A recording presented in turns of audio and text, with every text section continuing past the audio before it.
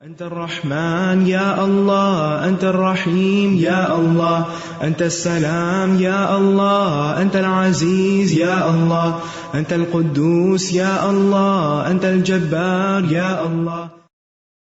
ولله الأسماء الحسنى فادعوه بها.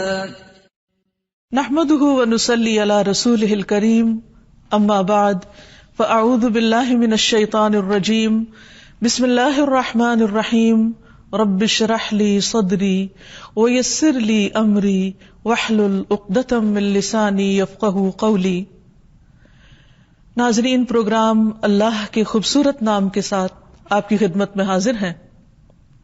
آج سے ہم انشاءاللہ العزیز اللہ سبحانہ وتعالی کے خوبصورت ناموں کے بارے میں جانیں گے.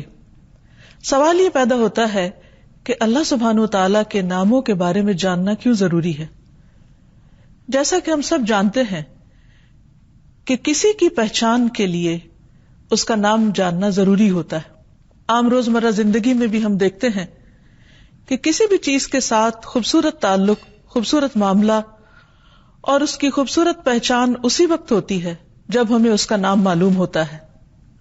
اللہ سبحانہ وتعالیٰ نے آدم علیہ السلام کو پیدا کرنے کے بعد سب سے پہلے انہیں تمام چیزوں کے نام سکھائے تھے تاکہ جس دنیا میں وہ بھیجے جا رہے ہیں اس دنیا سے وہ صحیح طور پر فائدہ اٹھا سکیں. انسانوں میں سے بھی ہم کسی انسان کے ساتھ بہتر معاملہ اسی وقت کرتے ہیں جب ہم اس کو اچھی طرح پہچانتے ہیں. کسی بھی تعلق میں جتنی اچھی پہچان ہوتی ہے، دوسرے کی شخصیت کے بارے میں جتنا زیادہ ہم جانتے ہیں، اس کے ساتھ پھر اسی کے لیول اور اسی کے درجے کے مطابق ہم اس کے ساتھ معاملہ کرتے ہیں، اور پھر معاملے میں آسانی بھی ہوتی ہے، کام بھی آسان ہوتے ہیں اور زندگی خوشگوار ہوتی ہے. یہ تو تھا تعلق چیزوں کے ساتھ ہمارا یا انسانوں کے ساتھ. ہم پر سب سے بڑا حق ہمارے رب کا ہے، جس نے ہمیں پیدا کیا، جو ہمیں رزق دیتا ہے، جس کی طرف ہمیں واپس لوٹ کر جانا ہے. اس کے ساتھ ہمارا تعلق اسی وقت درست ہو سکتا ہے جب ہم اس کو پہچانتے ہوں، اور اس کی پہچان کے لیے اس کے ناموں کو جاننا، اس کی صفات کو جاننا بے حد ضروری ہے. اللہ سبحانہ وتعالیٰ نے ہمیں اپنی عبادت کے لیے پیدا کیا ہے. اس عبادت کا حق اس وقت تک ادا ہی نہیں ہو سکتا جب تک ہم اپنے معبود کو، یعنی جس کی ہم عبادت کرتے ہیں، اس کو جانتے نہ ہوں. ہم اس پر ایمان رکھتے ہیں، لیکن ایمان اس وقت تک کامل نہیں ہو سکتا جب تک ہم اس کو جانتے نہ ہوں جس پر ہم ایمان رکھتے ہیں. تو اس لیے ہم سب کے لیے بے حد ضروری ہے کہ ہم اپنے خالق و مالک کو پہچانیں، اور اس کی پہچان کے لیے اس کے ناموں کو جاننا، اس کی صفات کو جاننا بے حد ضروری ہے. اللہ سبحانہ وتعالیٰ پر ایمان، اس کے تقاضے اسی وقت پورے ہو سکتے ہیں جب ہم اس کی صفات کو جانیں. اللہ سبحانہ وتعالیٰ پر ایمان کے جو ارکان ہیں، ان میں سے ایک اس کے وجود پر ایمان ہے، دوسرا اس کی ربوبیت پر ایمان ہے، تیسرے اس کے اسماء اور صفات پر ایمان ہے. یعنی ہم یہ جانیں کہ اللہ سبحانہ وتعالی کون ہے، ہم یہ جانیں کہ وہ کیسا رب ہے، ہم یہ جانیں کہ اس کے کیسے نام ہیں اور اس کی کیسی صفات ہیں. اور ویسے بھی جب ہم اس کو ایک مانتے ہیں، یعنی ہم اس کی توحید پر یقین رکھتے ہیں، تو یہ توحید بھی اس وقت تک صحیح معنوں میں اس کا حق ادا نہیں ہو سکتا جب تک کہ ہم اس کو پہچانتے نہ ہوں. خود اللہ سبحانہ وتعالیٰ نے قرآن مجید میں اپنے بارے میں اپنی پہچان کرائی ہے. رسول اللہ صلی اللہ علیہ وسلم نے اللہ سبحانہ وتعالیٰ کی پہچان مختلف ناموں کے ذریعے کروائی ہے. اللہ سبحانہ وتعالیٰ فرماتے ہیں وَلِلَّهِ الْأَسْمَاءُ الْحُسْنَى فَادْعُوهُ بِهَا، اور اللہ کے لیے ہیں اچھے اچھے نام، تو اس کو ان ناموں کے ذریعے پکارو، اس سے دعا کرو. یعنی اگر ہم اس کے سامنے اپنی حاجات رکھیں گے تو کس طرح رکھیں گے؟ ظاہر ہے اس کو پکار کر، اور کس طرح پکاریں گے؟ اس کے ناموں کے ساتھ ہی. مثلا جب ہم بخشش چاہیں تو کیا کہیں گے؟ یا غفور اغفر لی، اے بہت زیادہ بخشش فرمانے والے تو مجھے بخش دے.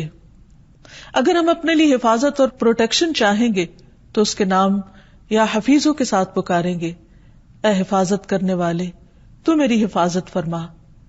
جب ہم اپنے لیے رحمت چاہیں گے تو کیسے پکاریں گے؟ یا رحیم ارحمنی، اے رحمت فرمانے والے تو مجھ پر اپنی رحمت فرما. اسی طرح اس کے ناموں کے ساتھ اس کو پکارنا اس کی عبادت بھی ہے. اور عبادت کس طرح کہ ان ناموں کو جان کر پھر اس کے ساتھ جو ہمارا درست تعلق ہوگا اس کا حق ہم کس طرح ادا کریں گے. اس حق کو اپنے اوپر پہچاننا، اپنے بارے میں جاننا اور اس کے مطابق اس کے ساتھ معاملہ کرنا، یہ دراصل اس کی عبادت کا بہترین طریقہ ہے. مثلا جب ایک انسان گناہ کرتا ہے اور وہ اللہ سبحانہ وتعالی کی طرف پلٹنا چاہتا ہے، معافی مانگنا چاہتا ہے، تو جب تک وہ یہ نہیں جانتا کہ اس کا رب بہت زیادہ معاف کرنے والا ہے، توبہ قبول کرنے والا ہے، تو وہ توبہ کس طرح کرے گا، کس قسم کی توبہ کرے گا. اسی طرح اگر انسان اپنی زبان سے اپنے رب کا ذکر کرتا ہے تو جب تک وہ یہ نہیں جانتا کہ رب سنتا ہے تو وہ ذکر کیوں کرے گا اور وہ کس قسم کا ذکر کرے گا. ہاں جب وہ جان لے گا کہ اس کا رب بہت زیادہ سننے والا ہے، وہ نہ صرف یہ کہ ہماری ظاہری آوازوں کو سنتا ہے بلکہ وہ ہمارے دل کے اندر اٹھنے والے خیالات تک اور اندر کی سسکیوں تک کو سنتا ہے.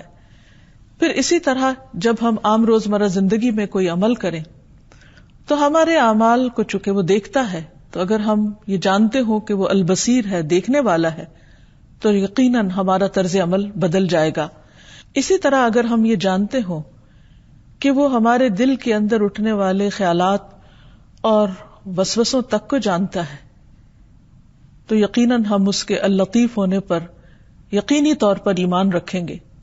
تو بہرحال اللہ سبحانہ وتعالی کے ساتھ زندگی کے ہر معاملے میں، ہر لمحے میں، ہر موقع پر اسی وقت تعلق درست ہو سکتا ہے جب ہم اس کی مختلف صفات کو اس موقع کی مناسبت سے جانیں گے اور پہچانیں گے.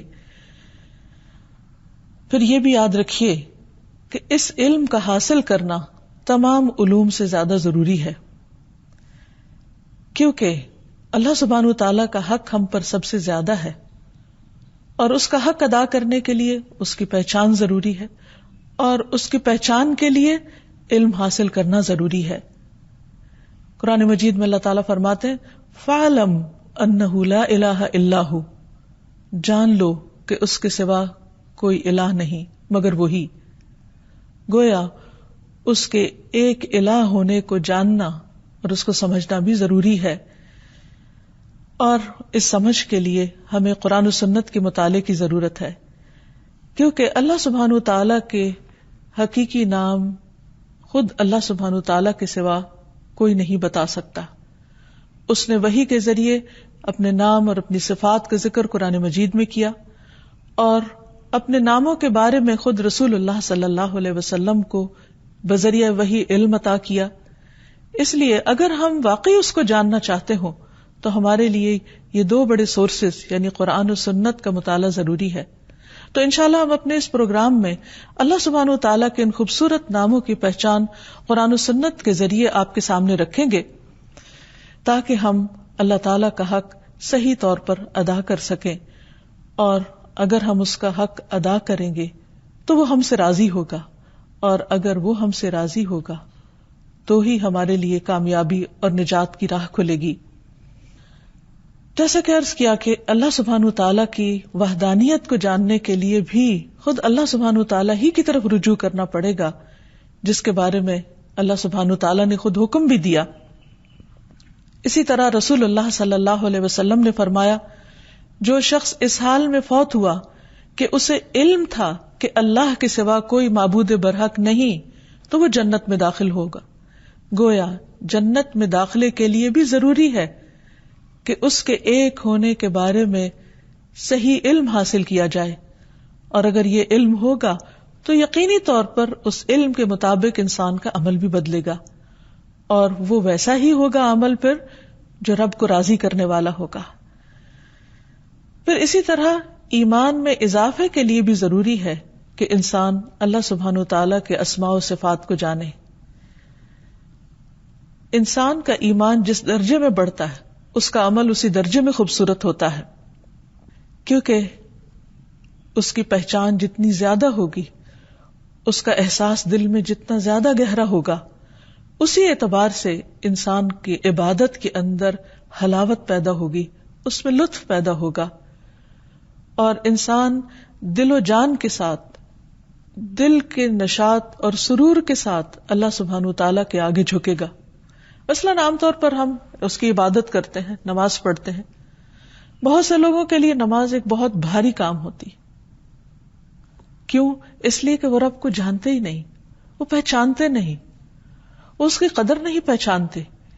اس لیے نماز ان کے لیے بس ایک مکینیکل عمل ہوتی ہے، کچھ چند حرکات کا نام ہوتی، جس کو وہ اپنے روز مرہ کے اسکیجول میں سے وقت نکال کر اس مخصوص وقت میں اس کے حضور حاضر ہونے کو ایک بہت مشکل کام سمجھتے ہیں. لیکن جو انسان اللہ تعالیٰ کو پہچانتا ہو کہ وہ کون ہے، کتنی عظیم ہستی ہے، اور اس کی عظمت اس کے دل میں جاگزیں ہو جائے، تو پھر ہو نہیں سکتا کہ اس کا دل اس کی عبادت کی طرف کھینچا نہ چلا جاتا ہو. کیونکہ یہ انسان کی عام کمزوری ہے کہ جس چیز کو بھی وہ اہمیت دیتا ہے، جس چیز کے اندر وہ اپنا فائدہ سمجھتا ہے، اس چیز کی طرف بغیر کسی کے کہے بھی کھنچتا چلا جاتا ہے، دوڑتا چلا جاتا ہے. مثلاً دنیا میں ہم دیکھتے ہیں کہ ہم انسان کو مال سے محبت ہے، تو جہاں اس کو معلوم ہوتا ہے کہ اسے مال حاصل ہوگا، وہ کسی کو کہنے کی ضرورت نہیں ہوتی، انسان خود دوڑ کر ان راستوں اور ان جگہوں پہ پہنچتا ہے جہاں سے اس کو مال حاصل ہوتا ہے. اسی طرح اگر کسی انسان کو دنیا کا کوئی علم چاہیے، کوئی ڈگری چاہیے، تو وہ پوری کوشش کرتا ہے کہ اسے کسی ایسی یونیورسٹی میں داخلہ ملے، کسی ایسی جگہ پر وہ چلا جائے کہ جہاں اس کی مرضی کے مطابق اسے علم حاصل ہو سکے. کسی کے کہنے پر اور کسی کے ابھارنے پر وہ اس طرف نہیں چلتا، بلکہ وہ خود اپنے دل کے شوق اور محبت کے ساتھ اور اپنی طلب اور تڑپ کے ساتھ اس راستے پر چلتا ہے. اسی طرح انسان کو دنیا میں جس بھی چیز کی چاہت ہوتی ہے وہ اس کے لیے راہیں نکال لیتا ہے. تو جب انسان کو اللہ سبحانہ وتعالیٰ کی پہچان ہو جاتی ہے تو پھر اللہ سبحانہ وتعالیٰ کی طرف جانے اور اس کی عبادت کرنے اور اس کے آگے جھکنے میں انسان کو مشکل پیش نہیں آتی. حقیقت یہ ہے کہ اللہ کی پہچان دلوں کے اطمینان کا سبب ہے. اللہ کی پہچان روح کے تزکیے کا ذریعہ ہے. اللہ کی پہچان عبادت میں لطف کا ذریعہ ہے. اس لیے ان ناموں کو جاننا، اس کی صفات کو جاننا بے حد ضروری ہے. پھر یہ کہ ہم سب بحیثیت مسلمان یہ بات جانتے ہیں کہ اللہ تعالیٰ نے ہمیں اپنی عبادت کے لیے پیدا کیا ہے. قرآن مجید میں اللہ تعالیٰ فرماتے ہیں وَمَا خَلَقْتُ الْجِنَّ وَالْإِنسَ إِلَّا لِيَعْبُدُونَ، کہ میں نے جن و انس کو اپنی عبادت کے لیے پیدا کیا ہے. مجاہد کہتے ہیں کہ الا لیعبدون کا مطلب ہے الا لیعرفون، کہ وہ مجھے پہچانے. یعنی عبادت کی بھی اصل روح کیا ہے؟ اللہ کی پہچان. اور جیسی پہچان ہوگی، جیسی معرفت ہوگی، ایسی ہی اس کی ذات پر یقین اور اس پر اعتماد ہوگا، اور جیسا یقین اور اعتماد ہوگا اسی کے مطابق اس کی طرف رجوع ہوگا. انسان کی زندگی میں مختلف طرح کے اتار چڑھاؤ آتے رہتے ہیں. کوئی بھی 2 دن ایک جیسے نہیں ہوتے. کبھی انسان کا دل خوش ہوتا ہے اور کبھی اداس ہوتا ہے، کبھی وہ کسی خوف کی حالت میں ہوتا ہے اور کبھی کسی غم کی حالت میں ہوتا ہے. اگر دیکھا جائے تو انسان کی زندگی کے کوئی بھی 2 دن برابر نہیں ہوتے. ایک دن اگر انسان خوش ہے تو دوسرے دن اداس ہوگا، ایک دن خوف کی حالت میں ہے تو دوسرے دن غم کی حالت میں. انسان کی یہ بدلتی ہوئی کیفیات بعض اوقات خود اس کے اپنے کنٹرول میں بھی نہیں ہوتی.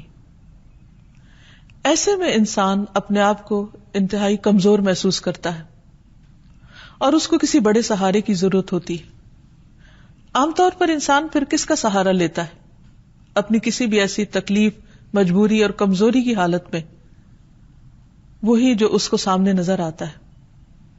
حالانکہ اس سے بڑا سہارا موجود ہے، لیکن وہ اس کو جانتا نہیں، وہ اس کو پہچانتا نہیں.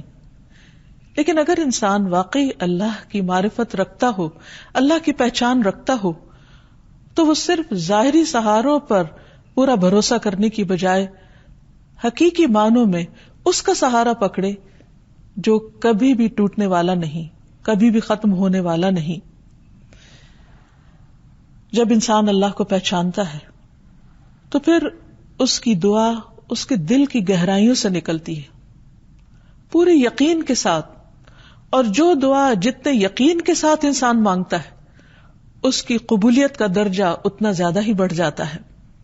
پھر اسی طرح اللہ سبحانہ وتعالی نے خود قرآن مجید میں ان ناموں کا واسطہ دے کر ان ناموں کے ذریعے دعا کرنے کے لیے کہا ہے، وَلِلَّهِ الْأَسْمَاءُ الْحُسْنَى فَادْعُوهُ بِهَا. لیکن یہ نام محض نام نہیں ہے. دنیا میں تو بہت سی چیزوں کے نام صرف نام ہوتے ہیں، وہ ان کی پہچان نہیں ہوتے. یہ نام چونکہ اس کی پہچان کا ذریعہ ہے، اسی لیے اللہ تعالیٰ فرماتے ہیں رب السماوات والارض وما بینہما فاعبدہ واستبر لعبادتہ هل تعلم له سمیہ. رب ہے آسمانوں اور زمین کا اور ان دونوں کے درمیان کی چیزوں کا، سو اس کی عبادت کرو اور اس کی عبادت پر خوب جمے رہو. کیا تم اس کا کوئی ہم نام جانتے ہو؟ یعنی اس کے سوا کوئی اور ایسا ہے کہ جس سے تم دعا کرو گے، جس کو تم پکارو گے، جو حقیقی معنوں میں تمہاری مدد کر سکتا ہو، جو تکلیف کے وقت تمہاری تکلیف دور کر سکتا ہو، جو تمہارے دل کو تھام سکتا ہو؟ کوئی بھی تو اور نہیں، کیونکہ اس کے سوا باقی سب تو مخلوق ہیں، اور ساری مخلوق خالق کے مقابلے میں کمزور ہے. وہ جس نے بنایا اور وہ جو بنائے گئے دونوں برابر نہیں ہو سکتے. اس لیے انسان جب اللہ تعالیٰ کو پہچانتا ہے تو پھر حقیقی معنوں میں اس سے ٹوٹ کر دعا مانگتا ہے، اور اس طرح وہ اپنے حقیقی مطلوب کو پا لیتا ہے، اور حقیقی معنوں میں پھر اسے اللہ کی مدد بھی حاصل ہوتی ہے، جو انسان کے لیے نہ صرف اس دنیا میں بلکہ اس کی آخرت میں بھی بہت ضروری ہے. جب باقی سب سہارے ساتھ چھوڑ جائیں گے، جب اپنے قریبی پیارے عزیز رشتہ دار دوست بھی کام نہ آئیں گے، اس وقت وہی رب اکیلا ہم سب کا مددگار ہوگا، ان کا مددگار ہوگا جو آج دنیا میں اس سے صحیح طور پر تعلق قائم کرتے ہیں اور اپنی جلوتوں اور خلوتوں میں اس کو پکارتے ہیں، جس کے ساتھ ان کا تعلق صرف زبان کا تعلق نہیں ہوتا، حقیقی معنوں میں دل کا تعلق ہوتا ہے. ایسے لوگ دنیا میں چلتے پھرتے بظاہر دنیا کے کام کاج کرتے نظر آتے ہیں، لیکن اپنے رب کی پہچان کی وجہ سے دل میں ہر وقت اس رب کی محبت محسوس کرتے ہیں. رب کی محبت ہمارے دل کی غذا ہے، ہماری روح کی غذا ہے، ہمارے عمل کی طاقت ہے، اور ہمیں اس دنیا میں صحیح رستے پر چلنے میں مددگار ہے. وہ دل کی ایسی روشنی ہے جس کے بغیر صحیح اور غلط کا فرق معلوم نہیں ہو سکتا. رب کی پہچان دلوں کی وہ روشنی ہے کہ جس کے بغیر انسان اچھے اور برے میں صحیح معنوں میں تمیز نہیں کر سکتا، جس کے بغیر وہ صحیح اور غلط کا فرق نہیں جان سکتا. اس لیے جب بندہ اپنے رب کو پہچانتا ہے تو پھر ہر غلطی کرنے کے بعد بھی اسی کی طرف لوٹتا ہے. ابو ہریرہ رضی اللہ عنہ کہتے ہیں کہ میں نے نبی صلی اللہ علیہ وسلم کو فرماتے ہوئے سنا ہے، ایک بندے نے بہت گناہ کیے اور کہا اے میرے رب میں نے گناہ کیا تو مجھے بخش دے.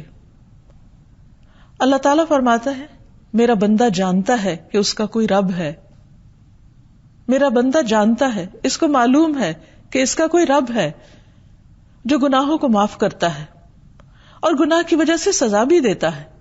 میں نے اپنے بندے کو بخش دیا. پھر بندہ رکا رہا جتنا اللہ نے چاہا کہ وہ اس گناہ سے رکا رہے، اور پھر اس نے گناہ کر لیا، کیونکہ انسان کمزور ہے، پھر واپس وہیں جا گرتا ہے جہاں سے وہ اٹھتا ہے. پھر اس نے عرض کیا اے میرے رب تو مجھے معاف کر دے، میں نے دوبارہ گناہ کر لیا ہے، اے میرے رب مجھے بخش دے. اللہ تعالیٰ فرماتا ہے میرا بندہ جانتا ہے کہ اس کا کوئی رب ہے جو اس کا گناہ معاف کرتا ہے اور اس کے بدلے سزا بھی دیتا ہے. میں نے اپنے بندے کو بخش دیا. پھر وہ بندہ رکا رہا جب تک اللہ نے چاہا، اس گناہ سے رکا رہا اور پھر گناہ کر بیٹھا.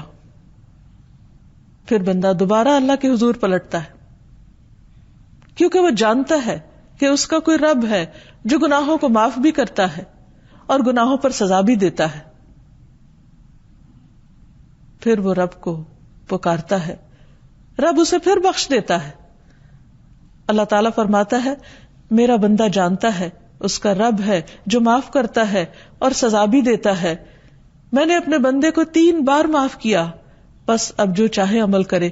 یعنی جتنی بار بھی وہ گناہ کرے گا، اگر وہ مجھے پہچان کر میری طرف پلٹے گا اور حقیقی معنوں میں شرمندگی کے ساتھ مجھ سے معافی مانگے گا، یہ جانتے ہوئے کہ میں معاف کر سکتا ہوں، تو میں اس کو معاف کر دوں گا اور اس کے بغیر چارہ بھی نہیں. یہ ہو نہیں سکتا کہ ہم بار بار غلطی نہ کریں، اور اگر ہم یہ نہ جانتے ہوں کہ ہمارا رب بار بار معاف کر سکتا ہے تو پھر انسان مایوس ہو جائے گا. اور اگر انسان مایوس ہو جائے تو پھر زندگی میں وہ آگے نہیں بڑھ سکتا، وہ ترقی نہیں کر سکتا. تو اس لیے بندے کے لیے یہ جاننا بہت ضروری ہے، اس دنیا اور آخرت کی بھلائی اور کامیابی، فلاح اور نجات کے لیے، کہ وہ اپنے رب کے اس صفت کو جانتا ہو کہ واقعی وہ بخشنے والا ہے. پھر اسی طرح جو شخص ان ناموں کو جان لے اس کے لیے جنت کی خوشخبری ہے. رسول اللہ صلی اللہ علیہ وسلم نے فرمایا اللہ تعالیٰ کے 99 نام ہیں، 1 کم 100. جو شخص ان سب کو محفوظ رکھے گا وہ جنت میں داخل ہوگا. اللہ سبحانہ وتعالیٰ کے ناموں کو جاننے اور اس کی پہچان کے بارے میں یہ بھی یاد رکھیے کہ ان ناموں کی پہچان صرف دنیا کی کامیابی کا ذریعہ ہی نہیں بلکہ آخرت میں جنت کے حصول کا ذریعہ بھی ہے، جس سے بڑی کوئی کامیابی ہے ہی نہیں. رسول اللہ صلی اللہ علیہ وسلم نے ارشاد فرمایا اللہ تعالیٰ کے 99 نام ہیں، یعنی 1 کم 100. جو شخص ان سب کو محفوظ رکھے گا وہ جنت میں داخل ہوگا. یہ صحیح بخاری کی روایت ہے. اسی طرح صحیح مسلم کی روایت ہے، اس میں ابو ہریرہ ہی روایت کرتے ہیں کہ رسول اللہ صلی اللہ علیہ وسلم نے فرمایا اللہ تعالیٰ کے 99 نام ہیں، جس نے انہیں محفوظ کیا وہ جنت میں داخل ہوگا، اور بلا شبہ اللہ وتر ہے اور وتر کو پسند کرتا ہے. اس کا کیا مطلب ہے؟ من احصاها دخل الجنہ، جس نے ان ناموں کو شمار کیا وہ جنت میں داخل ہوگا. یعنی ان ناموں کا احاطہ کرنے کی کوشش کی، ان ناموں کے معنی کو جانا، ان کے تقاضے کے مطابق عمل کیا، اور پھر ان کی بنا پر اپنے رب، اپنے خالق و مالک کے ساتھ اپنے تعلق کو درست کیا، اور ان ناموں کے تقاضے کے مطابق اپنے اعمال کو تبدیل کیا، تو ایسا شخص اللہ سبحانہ وتعالیٰ کی رحمت کا مستحق ہوگا. ابن القیم رحمہ اللہ کہتے ہیں کہ اللہ کے اسماء کو گن کر محفوظ رکھنے کے کچھ مرتبے ہیں، کچھ درجے ہیں. بندہ جب ان ناموں کو یاد کر لیتا ہے تو جنت میں داخل ہو جاتا ہے. یاد کرنے سے مراد صرف زبانی میمورائز کرنا ہی نہیں، بلکہ ابن القیم کے مطابق پہلا مرتبہ ہے ان کے الفاظ کو گننا اور شمار کرنا، دوسرا مرتبہ ہے ان کے معنی اور مفہوم کو جاننا، تیسرا مرتبہ ہے ان کے ساتھ دعا مانگنا، کیونکہ اللہ سبحانہ وتعالیٰ نے فرمایا وَلِلَّهِ الْأَسْمَاءُ الْحُسْنَى فَادْعُوهُ بِهَا، اور اللہ ہی کے لیے ہیں اچھے اچھے نام، پس تم اس کو ان ناموں کے ساتھ پکارو. اور اللہ کے ناموں کے ساتھ دعا مانگنے کے 2 مرتبے ہیں. نمبر 1 دعاء العبادہ، تعریف اور عبادت کی دعا، اور نمبر 2 دعاء المسئلہ، طلب اور مانگنے کی دعا. تو گویا اللہ تعالیٰ کی تعریف نہیں کی جا سکتی مگر اللہ سبحانہ و تعالیٰ کے خوبصورت ناموں کے ذریعے اور اس کی بہترین صفات کے ذریعے. یعنی اگر ہم اللہ تعالیٰ کی عبادت کرنا چاہیں، اللہ تعالیٰ کی حمد و ثنا کرنا چاہیں، اللہ تعالیٰ کا شکر ادا کرنا چاہیں، اللہ تعالیٰ سے اپنی محبت کا اظہار کرنا چاہیں، تو اس کے لیے ضروری ہے کہ ہم اس کو اس کے پیارے پیارے ناموں کے ساتھ پکاریں، وہ نام جو خود اس نے اپنے ہمیں بتا دیے، کیونکہ اس سے زیادہ خود اس کے بارے میں اور کون جان سکتا ہے؟ کوئی اور ہمیں اس کے بارے میں کیا بتا سکتا ہے سوائے اس کے جو خود اس نے اپنی پہچان ہمیں کرا دی. لہذا جب ہم اللہ سبحانہ وتعالیٰ کے ان ناموں کا ذکر کریں گے، ورد کریں گے، ان کے ساتھ اس کو پکاریں گے، تو گویا یہ ایک عبادت کی حالت ہوگی. اور پھر اگر ہم اس سے کچھ مانگیں گے تو وہ ہمیں عطا کرے گا، کیونکہ یہ اس کا اپنا فرمان ہے کہ تم ان کے ساتھ اس کو پکارو. اور یہاں یہ بات بھی پھر یاد رہے کہ یہ نام خود اس نے ہمیں بتائے، لہذا ان ناموں کی مناسبت کے ساتھ اپنی حاجات پیش کرنا، اس سے سوال کرنا، اس سے دعا مانگنا اس کو پسند ہے. ویسے بھی دعا کرنا ایک عبادت ہے، اور اللہ سبحانہ وتعالیٰ اس بندے سے خوش ہوتا ہے، اس سے راضی ہوتا ہے جو اپنی ہر چھوٹی بڑی ضرورت میں اللہ سبحانہ وتعالیٰ کی طرف رجوع کرتا ہے. اور اس میں بندے کے لیے عین سعادت ہے، خوش قسمتی ہے کہ اللہ نے اپنے بندوں کو اپنا ہی محتاج کیا، جو ان کا حقیقی مالک ہے اور ان کو سب کچھ دینے پر قادر ہے. انہیں دوسری مخلوقات کے تابع نہیں کیا. باقی مخلوقات درخت ہوں یا پتھر ہوں، زمین ہو یا آسمان ہو، ستارے ہوں یا چاند ہوں، یہ سب تو انسان کی خدمت میں لگے ہوئے ہیں. یہ انسان کے الہ ہو نہیں سکتے، انسان کے معبود ہو نہیں سکتے. اور حقیقی معبود وہی ہے جو ان سب کا خالق ہے، اور وہی ہم سے چاہتا ہے کہ ہم باقی تمام چیزوں کی غلامی سے آزاد ہو کر صرف اس کے غلام بن جائیں، صرف اس کے بندے بن جائیں. تعریف بھی کریں تو اس کی، شکر ادا کریں تو اسی کا، مانگیں تو اسی سے، اور گناہ کر لیں تو پلٹیں بھی اسی کی طرف جو شرمندہ نہیں کرتا، جو پکارتا ہے کہ اے دن کے گناہگار تو رات کو لوٹا، میں تجھے معاف کر دوں گا، اور اے رات کے گناہگار تو دن کو پلٹا، میں تجھے معاف کر دوں گا. اگر تیرے گناہ آسمان کے کناروں تک پہنچ جائیں تو میں اتنی ہی مغفرت کے ساتھ تجھے ملوں گا اور میں تجھے معاف کر دوں گا. وہ ہمارا اپنا رب ہے، وہ تمام بندوں اور تمام مخلوق سے زیادہ ہم سے محبت کرنے والا ہے. ہماری نجات اسی کے دامن میں ہے، اسی کی طرف رجوع کرنے میں ہے. لہذا یہ نام جہاں عبادت کا ذریعہ ہے وہاں مانگنے کا ذریعہ ہے، دعا کا ذریعہ ہے. لہذا اس سے مانگتے رہنا چاہیے. اور پھر اس معاملے میں ایک احتیاط بھی ضروری ہے، اور وہ یہ کہ اللہ سبحانہ وتعالیٰ کو صرف وہی نام دیے جائیں گے جو اس نے خود ہمیں بتائے. ہم اپنی طرف سے اس کا کوئی نام نہیں رکھ سکتے، اور نہ ہی ہمیں اس کی اجازت ہے کہ ہم اس کے ناموں میں الحاد کریں، درست راستے سے ہٹیں.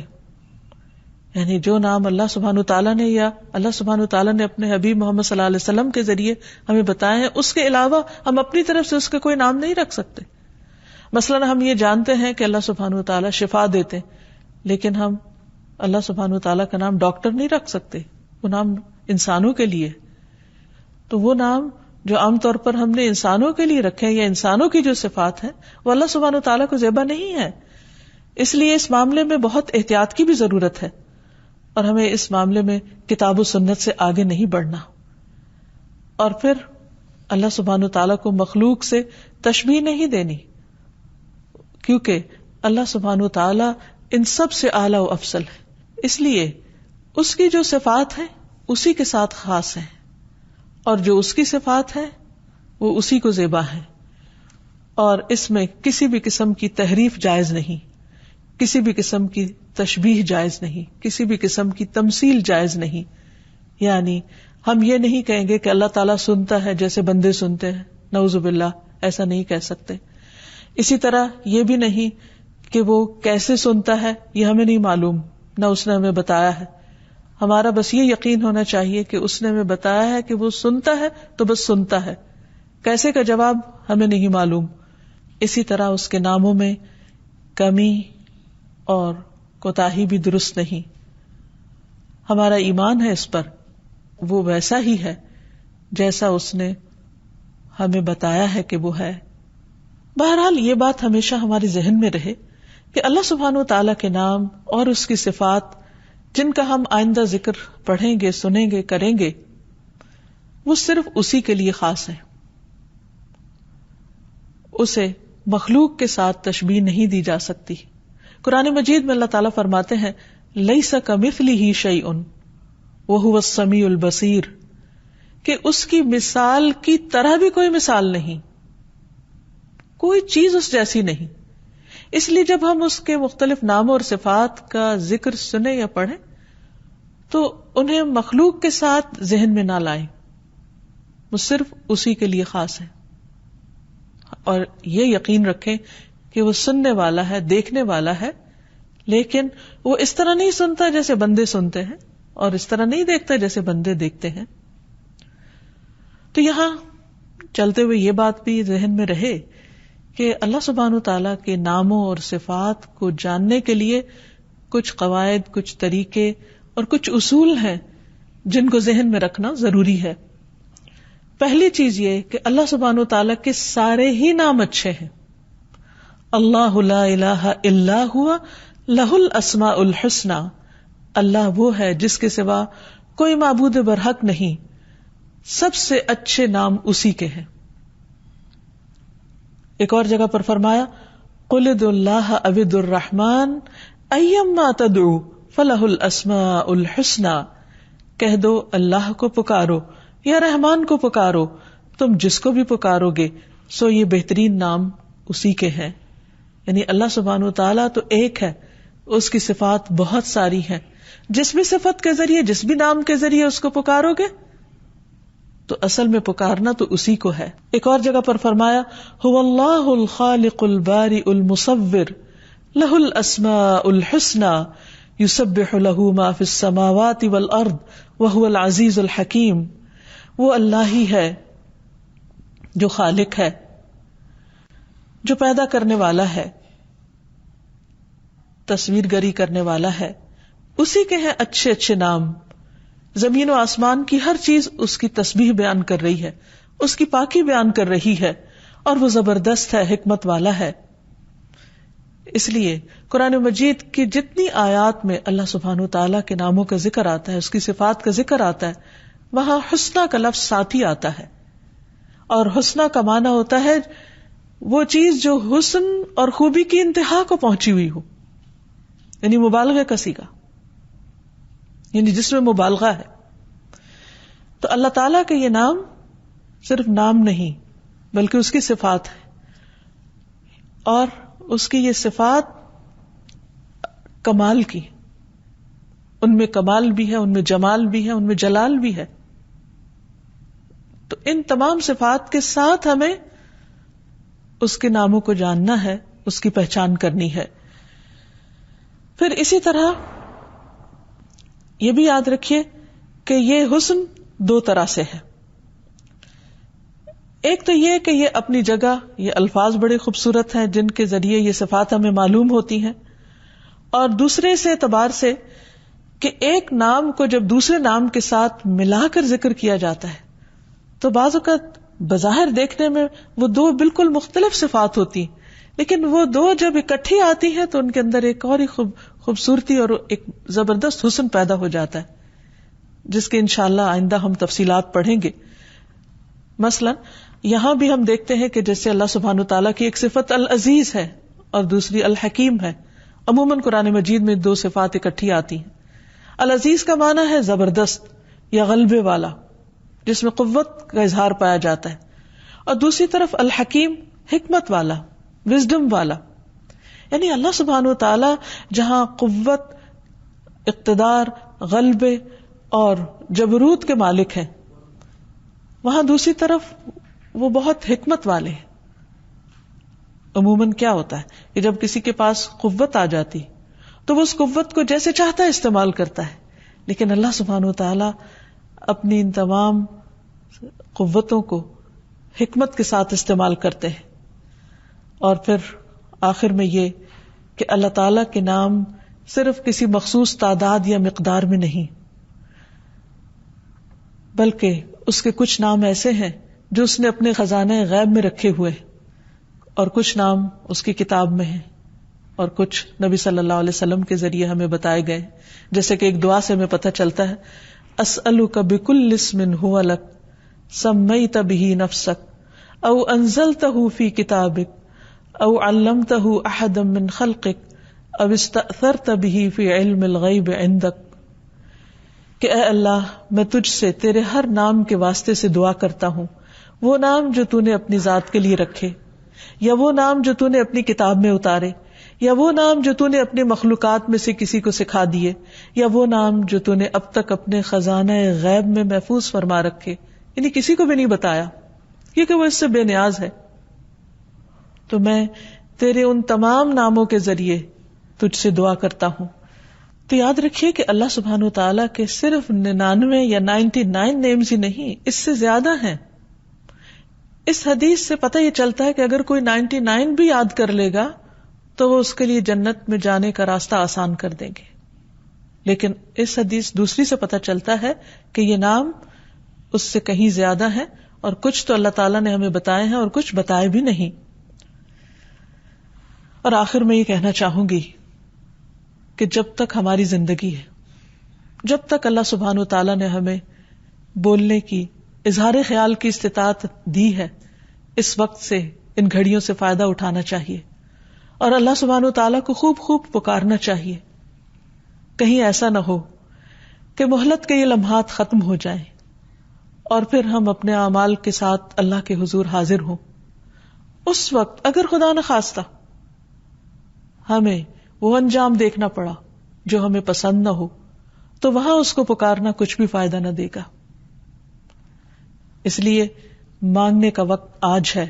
آئیے اللہ تعالیٰ سے دعا کریں کہ اے اللہ تو ہمیں اپنے تمام ناموں کے وسیلے سے، اپنے تمام ناموں کے ذریعے ہم پر اپنی رحمت فرما، ہمیں ان کی پہچان کروا دے، ہمیں اپنی ذات کی وہ معرفت دے کہ جس سے ہمارے یقین اور ایمان میں اضافہ ہو، جس سے ہمارے لیے تیری عبادت آسان ہو، جس سے ہمارے اندر تیری محبت اور تیری چاہت کا ذوق پیدا ہو. اے اللہ تو ہمارے لیے اس کام کو آسان فرما دے. وآخر دعوانا ان الحمد للہ رب العالمین. أنت القاهر يا الله، أنت الحسيب يا الله، أنت الشافي يا الله، أنت المبين يا الله، أنت الوكيل يا الله، أنت القيوم يا الله، أنت المتين يا الله، أنت السبوح يا الله. لا إله إلا الله محمد رسول الله، لا إله إلا الله محمد رسول الله.